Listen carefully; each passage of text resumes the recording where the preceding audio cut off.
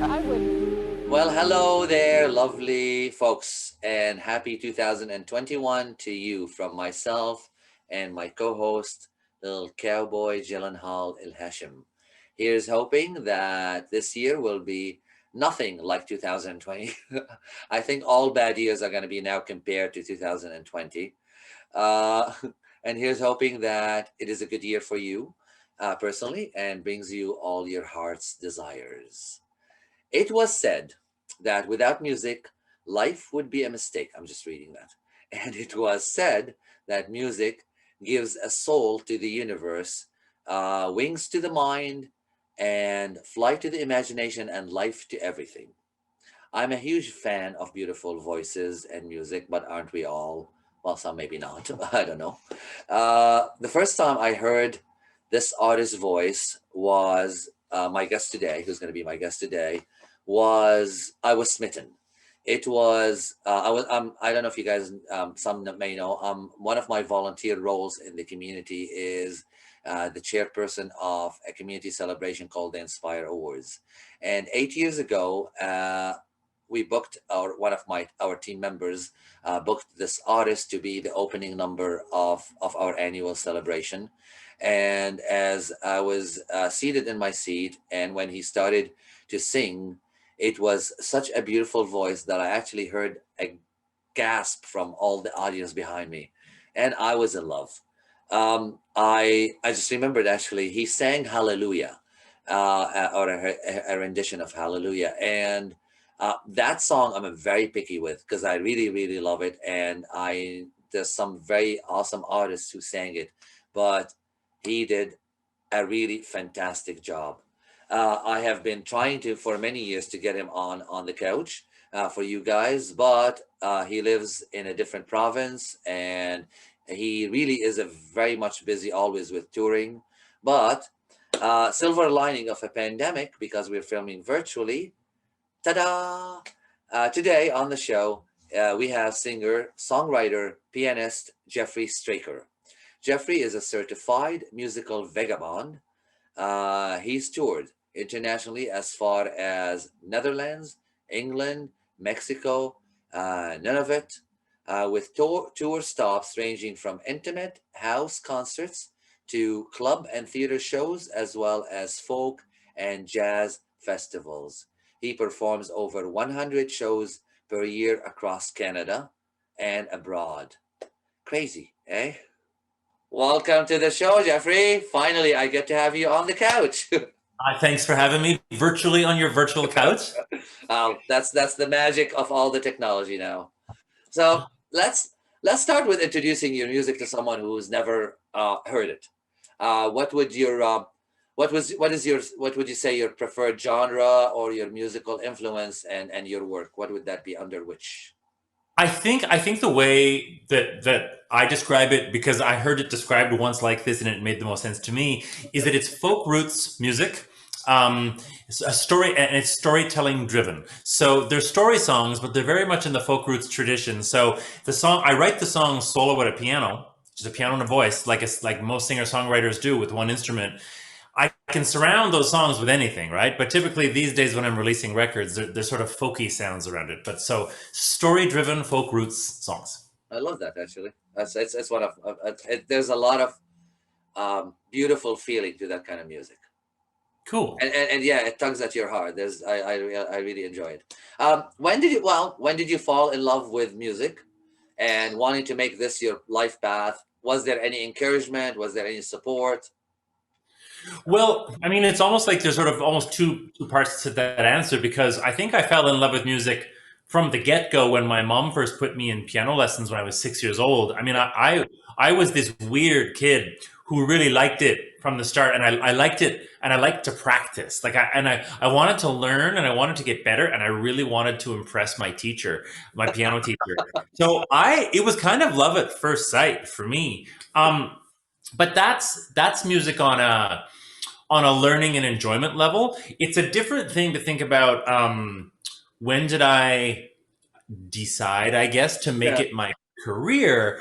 That wasn't until I was a bit of a late bloomer in that regard. I think I was like probably 30. I was Wow. 30 years old. So, like it took me a while to realize it. And part of the problem was in being raised in the classical tradition, people who study classically, it's really not part of that education to let you in a little secret that you can do something else with your music studies other than classical music. So I had to go kind of figure out, hey, there's this singer-songwriter thing I can do with these piano chops. It took me a while to figure it out, but so yeah, I'd say it was quite a few years later when it sort of became this career option. It's actually very interesting to me too, because I was having this conversation. I mentioned to you, and some of my viewers know that I'm just starting to dabble into that. And I was questioning why sometimes it takes us so long to pursue something that we love so much. Sometimes you're not sure. Sometimes it's the pressure of society. So you have to have a real job sort of thing. So you end up doing that before deciding to do what you love. Good. Well, I'm glad you did. Uh, Talk to us about, okay, so the beginning. So we're talking about 30s, whatever. The beginning. How was it? How did you get your foot in the door? Any memories of that time? How challenging was it? I mean, it certainly was challenging, and it always is challenging. I mean, because at the very start, really the big challenge is like anybody and their dog could go write a song and record it. Like that's not difficult. Anybody, and that's actually half of the problem with Spotify and the internet is it is full of a bunch of garbage songs that everyone has made, and you have to cut through the clutter. But the bigger challenge, of course, for someone like me whose vision and dream is to be like a touring musician, which is what I love to do, I perform live, my thing. The trick was how do you build an audience? Like from that was sort of the first conundrum I was up against was like, well, where are these people? Where are we're going to buy these tickets, So I literally would play, my phrase was I would play for the opening of an envelope. Like I would play anywhere. I'd play, I'd cold call an art gallery. I'd cold call a cafe. Are you doing anything today? Let me play. Literally, like, can you fit a piano in the corner? Like, can I play? Like, I'll play for tips. I'll play for $50. I'll play for nothing. Like I would, and so because I realized, much like kind of like, and my job I had in Toronto at the time was I was working in marketing, and so I sort of realized this idea that like, just like with a product, people kind of have to sample something before if they're going to like it or not, right? So with some of these people who were like booking music, I realized, well, two things. One, I got to give a bit of myself away for free here to let people try this out. But also I became really tuned in really quickly to the reality of how word of mouth works. And if you do a show and someone at that show likes you, there are great odds that will turn into the next show or the next booking, rather, right? And I've seen this for 15 years. I've seen the power of word of mouth, and it's really remarkable. So, but it's always a challenge. You always have to, in that regard, every performer, every musician, every singer, you always have to be getting up there as if it was the last time you were going to do this, because there could be someone in the audience who could book you for your next show. I mean, you also have to just enjoy what you're doing, but you also have to realize, I want to be good here today, So it's always a challenge, but I love the challenge, and there's nothing else I could imagine doing. So there's the artistry, but also you were thinking as somebody who's trying to make a career out of it, and get paid and make a livelihood. So thank you for sharing that, because I think with what you mentioned these days, everybody thinks that, let me record a little video on TikTok, and next day I'm going to be famous all over the world and it's going to go viral. They don't realize the amount of work that it takes. So well, and we've all heard these stories. The thing is, we've heard the stories, but what we never get reminded of is how rare those stories are. It's like, yes, Justin Bieber was covered in a YouTube video on the steps of the Stratford City Hall. Yeah, but like the reality is, the majority of people have to get out there and hustle, right? Like it's a lot of work. So it's not for the faint of heart. No, actually, my friend, and she's been on the show a few times, my friend Simone Denny, said to me, anybody getting into this for money and fortune and fame is just go back home, because it may happen. It may happen for you, but it's a lot of hard work to get to that place. You don't think it's automatic. I'm going to be a star tomorrow. No. Music is ... Finish that sentence for me. Music is bliss. Love on that. so many levels. You know, it fulfills me. It fills my soul. Like it fills me up. It fills my emotional fuel tank. But it's also my livelihood, right? And I genuinely love what I do, and I feel so like Yes. I don't want to say I'm blessed. That's exactly what I feel blessed to be able to do this. Beautiful. So I find it blissful. That's beautiful. Thank you, and I'm very happy for you. We're gonna take a little break.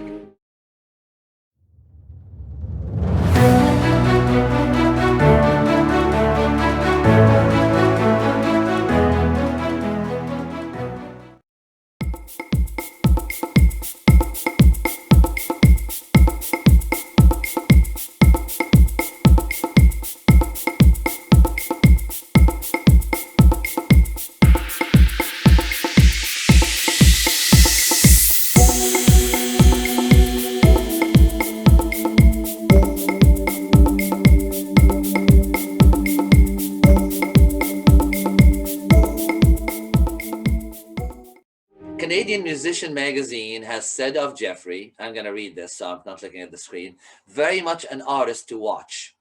While the Chicago Free Press has written, Rufus Wainwright as well as Katie Lang are among the Canadians making essential and beautiful music. Add the name Jeffery Straker to that list. Wow. Very wonderful. How do you feel the journey has been so far in relation to these quotes? Whew, I mean, it's always wonderful when someone who sees a show or who hears your music says something nice. Like that's always nice. The reality is a lot of people hear your music and say nothing. I mean, some every now and then someone even says something bad, but that's not even that common. But it's an honor to have someone say something nice, right? But so it was nice. I remember when I got that quote that said he's someone to watch, because you're putting yourself out there. Like music and your songs, it's your heart and your soul, expressed in a way that people can feel it, hopefully. To know that that's resonating is a real, it's an honor. It's wonderful, right? Does it feel like a pressure when you've given so much accolade and suddenly it's like, oh my God, I gotta live up to that?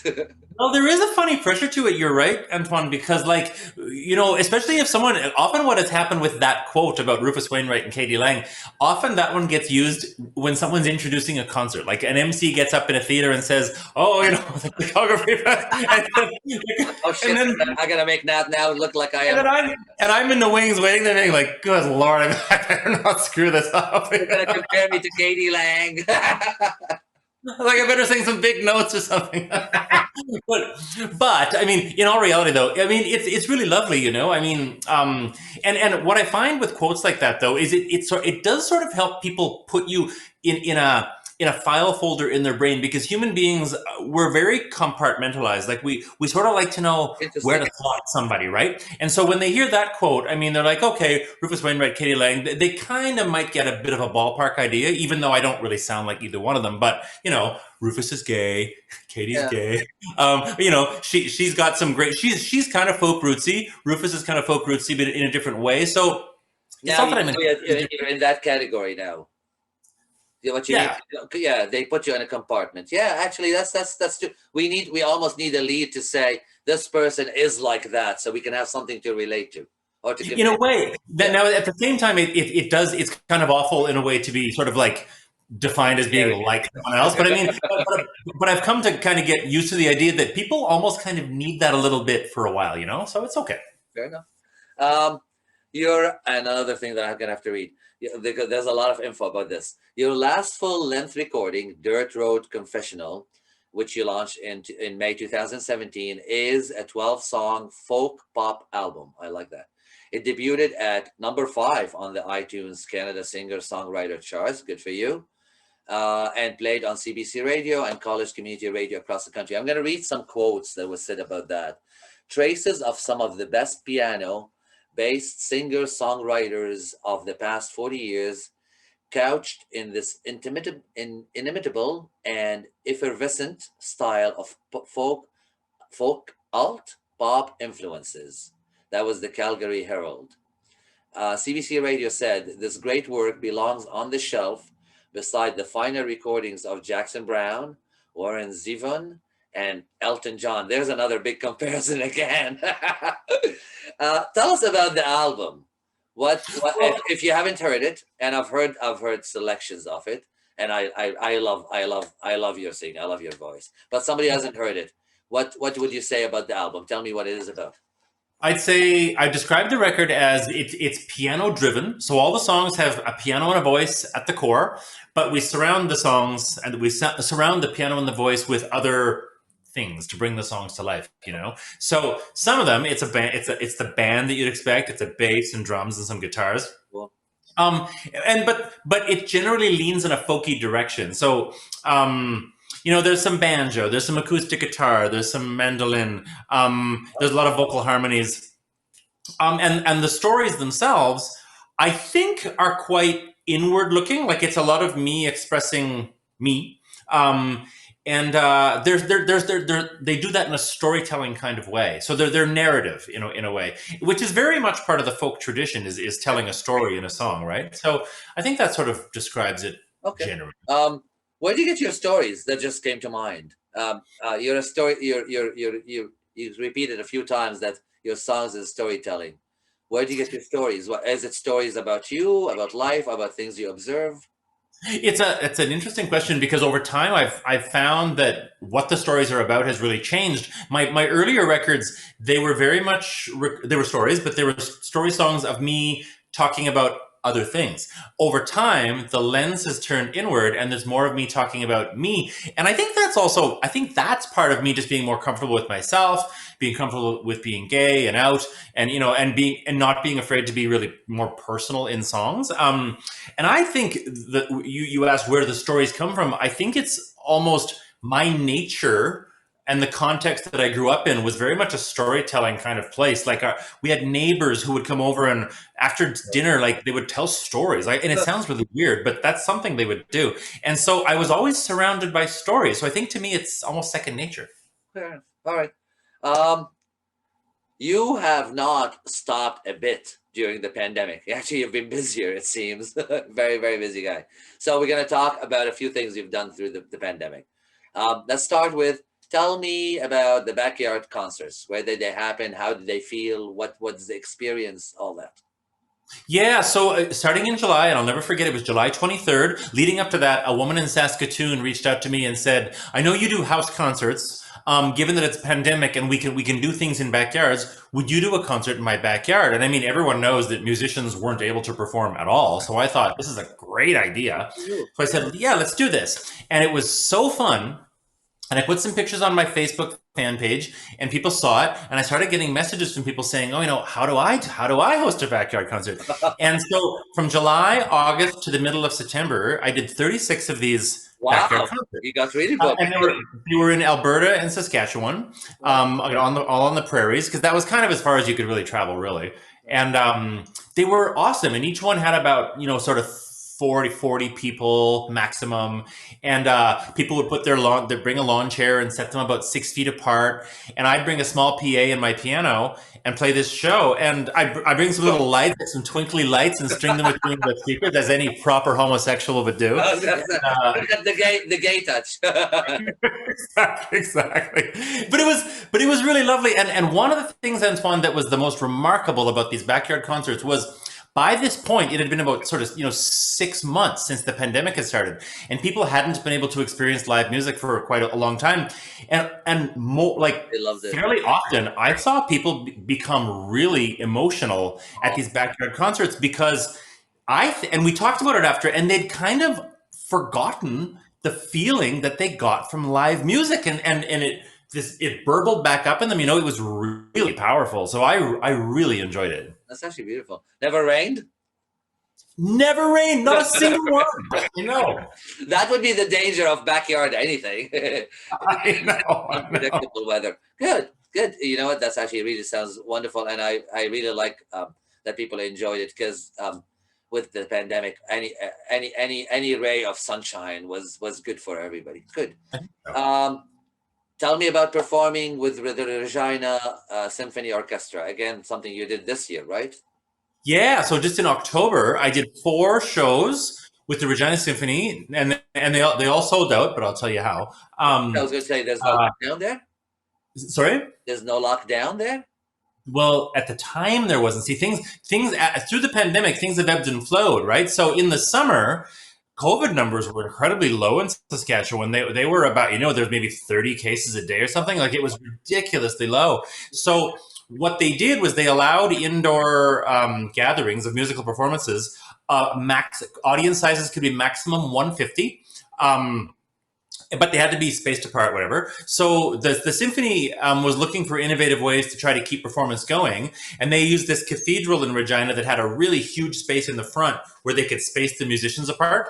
Okay. And so they brought in a grand piano, and I did four. We sold out 4 of these shows, and one of them we taped for TV, and it was really wonderful. And like, people loved the shows because they hadn't seen an indoor concert in so long, right? The crazy thing was, I wanted to do, like, they have a series. I wanted to do January, and they were like, no, please do October. We'd like you to start the series. And I was like, no, October doesn't work as well. Blah blah blah. And so they convinced me, and I did October. Literally, by November, the COVID numbers went up, and they had to cancel the whole series. So I was the only one. You looked at. Cool. Actually, you're a very flexible guy. I was supposed to book you for February, but when I said I had a space in January, you made the switch very quickly. So Yeah. You also did a bunch of Facebook Live Are you still doing them? Yeah, I did. I started doing Facebook Live concerts around April, I think. I did them once a month because I didn't want to do too many of them. And I did my most recent one was, I think, December 19th, just leading up to Christmas. And I have another one coming up in January. I'll post about it on my Facebook page, but it's going to be a very special one from a secret location in Regina. Now we're all curious. Damn it. Okay. So that's where they happen on Jeffery Straker Facebook page, the musical one, right? The artist. So facebook.com/jeffrey.straker.music. And yeah, it's in a couple of weeks in January, but I'll be posting about it, and I would encourage anybody to check it out. It's gonna be fun. It is worth the time you spend with Jeffrey. Let's talk about the big news. There's a new album in the works, and you even have released some of the work from that album. I want to hear as much as you can tell us about it.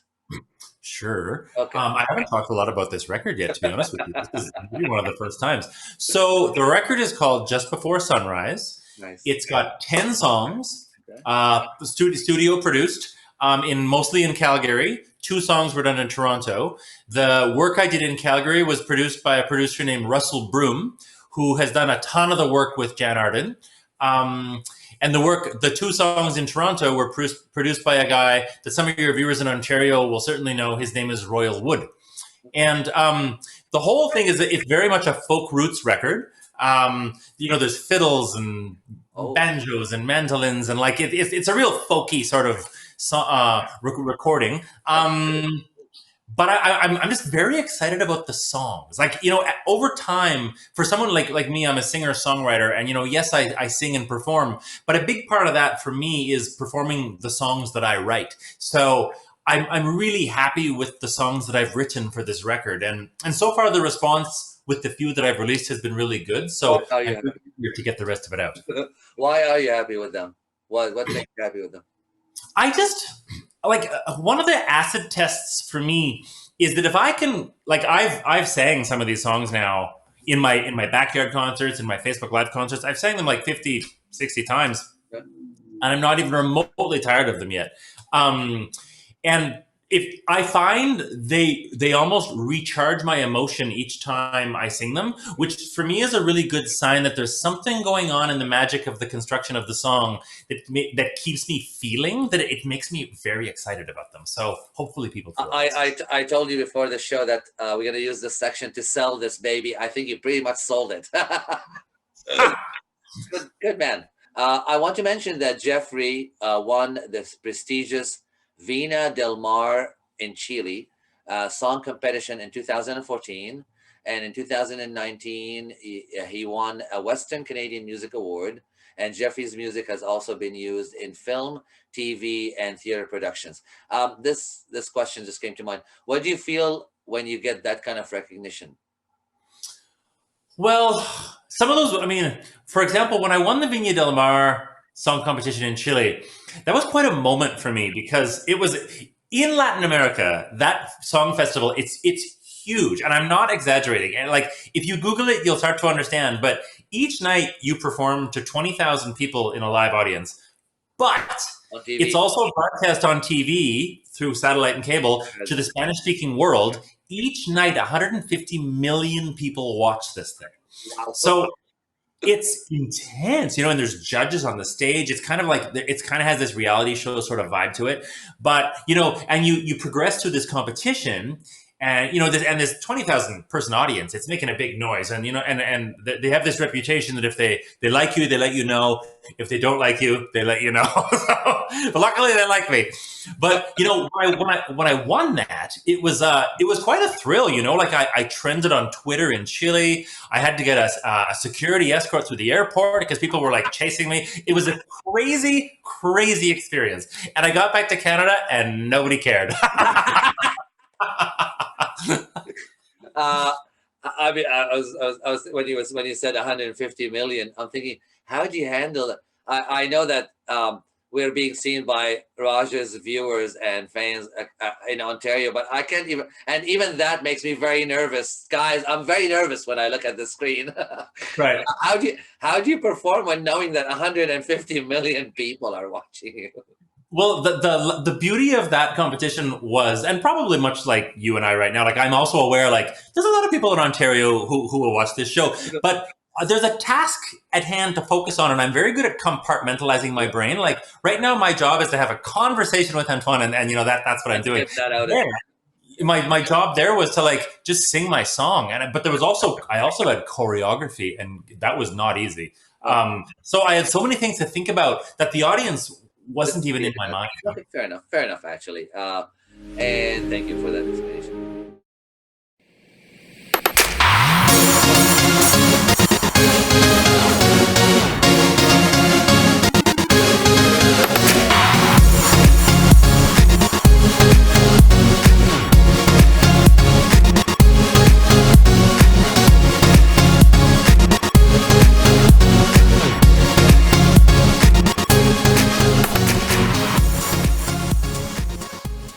So in this segment, we usually get personal now. So let's get personal. Let's start with a bit about you growing up. We talked about love of music and whatever, but tell me a little bit about your background. Well, I mean, I grew up on a grain farm in Saskatchewan. I'm a rurally raised kid in the prairies. But the nearest town that we were beside had 300 people, and an interesting point that to me, I always thought everyone had a school like this or had an upbringing like this. But my school was actually 95% First Nations students because there were 4 reserves right around my town. Okay. And the First Nations kids would take buses in to go to our school. So the second language we studied in school wasn't French; it was Cree, actually. Wow. And I thought this is what everybody did. And then when I left the town, I realized, everyone else learned French. You can actually speak Cree? I speak a little bit of it, not a ton. I mean, that's years ago. Yeah. But I know a lot of words, but I can't really carry the conversation. But it was just so. But and I did all the small town things. Like I played ice hockey just because I had to. I hated it. I was like, I just wanted to play piano. I really, really enjoyed my upbringing on the farm and in the small town. It was pretty great. And luckily, we had this music teacher in our small town who enabled me to take piano lessons. Okay. And your mom was involved in music? Yeah, my mom was a piano player. She played piano, ever since she was a kid, and she's the one who put us in lessons. And it was her piano that was in our house, that we took our lessons on. And you studied this? Yep, I took lessons once a week, from grade 3 in school to grade 12. And then after grade 12, I took 1 full year at the conservatory at the University of Regina, and then I was done with my piano studies after that. All right. If you weren't, this is a good segue. If you weren't doing what you were doing in life, what would you be doing? That's That's a hard question. This honestly, I think I would open a craft brewery. I love beer. Like I love craft beer Yeah. so much that I think I would open a brewery. And You I can. mean, opening a brewery is just as hard as trying to become a musician. Like it's just Actually, there's nothing. I'm thinking there's but nothing stopping you from doing it. You can do a Jeffrey Straker craft brewery and slap your brand on it and combine it with maybe. some music. Here, you've got an idea. If you do anything with it, I want a percentage of that. Because there could be like piano pilsner. Right? There you go. Uh, what brightens up your day and inspires you? Oh, what inspires me? Community involvement and and being part of the community and seeing things that are acts of community really make my heart go boom. I love that stuff. Whether it's people volunteering or people reaching out to their neighbor for like I love the feeling of when you can see that the world hasn't got too big. I love that stuff. Beautiful. Thank you. What makes you have a really good belly laugh? Sarcasm. Really? You're I sarcastic? love, I love sarcasm so much. You wouldn't have strike me as a sarcastic guy. You're too nice for that. Well, I mean, I should say sarcasm slash wit. Like if someone has like really witty responses Yeah, and often sarcastic, I think they're great. yeah. What would make you sad? Sad to see. Something sad to see. Yeah.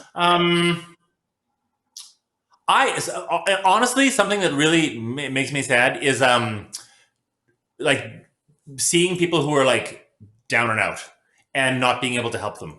Like like for example, when I'm in Toronto, there's a lot of people on the streets asking for money in Toronto, and mind you, there are in Regina as well. But I mean, I personally can't help each and every one of these people, and it saddens me. I wish there was a way. Actually, we have that.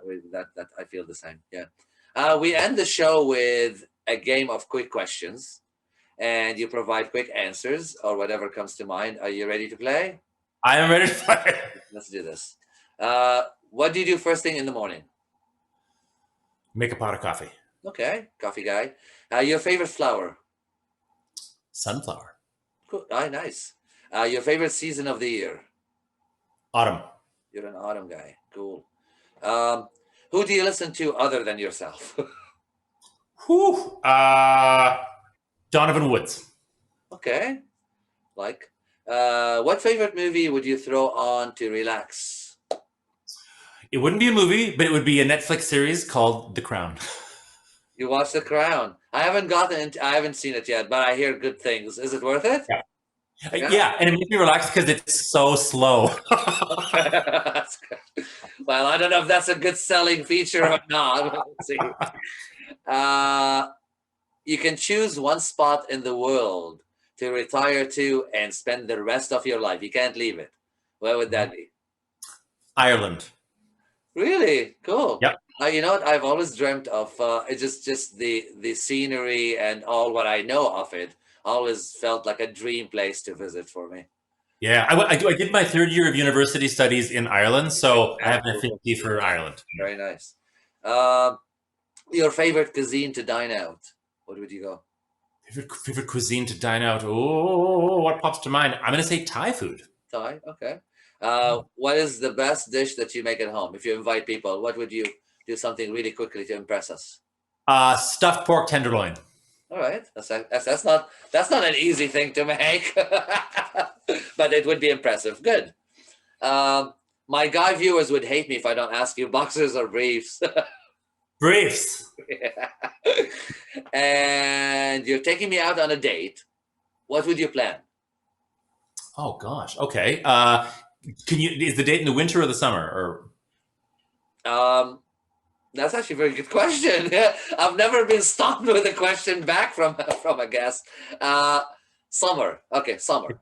Summer date, and we would it'd be in Saskatchewan, and I would pack a picnic, and I would pick you up in my vehicle. So we would go out to the countryside with a picnic with some wine at sunset, and I know the exact spot just at a valley outside of Regina where the view and the sunset is perfect, and we'd drink our wine and have our picnic and watch the sunset. Oh, good God. I'm calling my agent, my travel agent. that's worth the trip to Regina. Game over. It's done. So thank you. Any last words to your fans and our community? Well, thanks everyone for watching, and thank you, Antoine, for having me on the show. And everyone, I guess it won't be much longer till the pandemic is done. But in the meantime, stay safe, stay sanitized, stay away from each other, and and keep that mask on your face, and keep doing all the things we can do to keep the numbers down, and we'll get this thing done faster. Very good message.